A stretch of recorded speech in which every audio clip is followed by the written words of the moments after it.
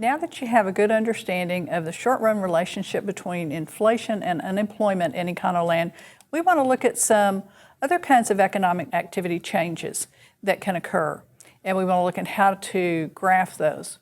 Sometimes inflation and unemployment are both rising at the same time, and sometimes inflation and unemployment are both declining at the same time. And this can be graphed on a short-run Phillips curve by shifting the curve. The causes of these changes would be changes in inflationary expectations, changes in key input prices, and changes in labor productivity. So let's start with short-run aggregate supply and demand so that we can begin to analyze this with a model that we already know. Real GDP on the horizontal axis, price level on the vertical axis. And this time I'm just going to draw the short-run aggregate supply curve, so I have a little bit less on the model to deal with. And this would be consistent with a short-run Phillips curve, unemployment rate on this axis, inflation rate on the vertical axis, and this downward sloping short-run Phillips curve. So let's suppose that people's inflationary expectations are increasing. People in Econoland are out shopping, they see prices keep increasing, and so they expect prices to go up even higher. And that would shift a short-run aggregate supply curve to the left.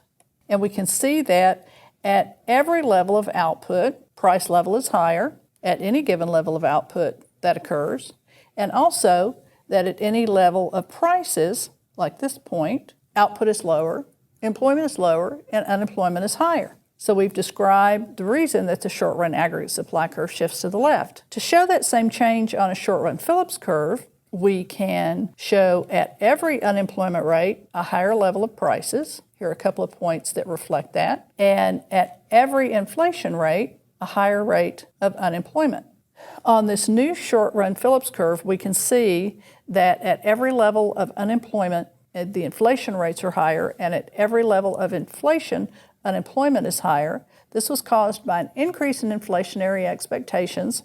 The three causes for these unfavorable changes in short-run Phillips curve and in short-run aggregate supply would be an increase in key input prices, a decrease in labor productivity, and an increase in inflationary expectations. And these can also be called stagflation. Now let's suppose that there's another change in economic activity in Econoland. And this time let's suppose that a key input price, like the price of oil or like wages in general, decline. So on our short-run aggregate supply curve, real GDP, price level, our given short-run aggregate supply curve to start with, we know that input prices declining shifts short-run aggregate supply to the right.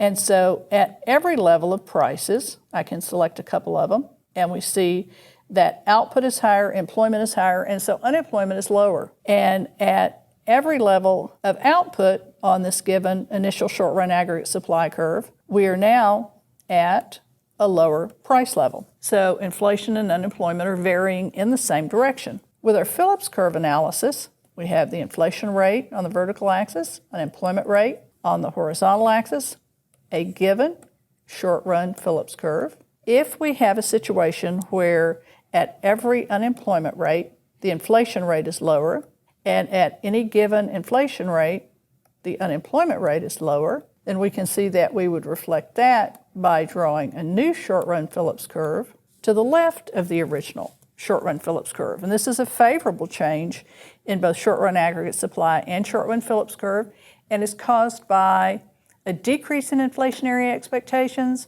an increase in labor productivity, and a decrease in key input prices in a whole economy.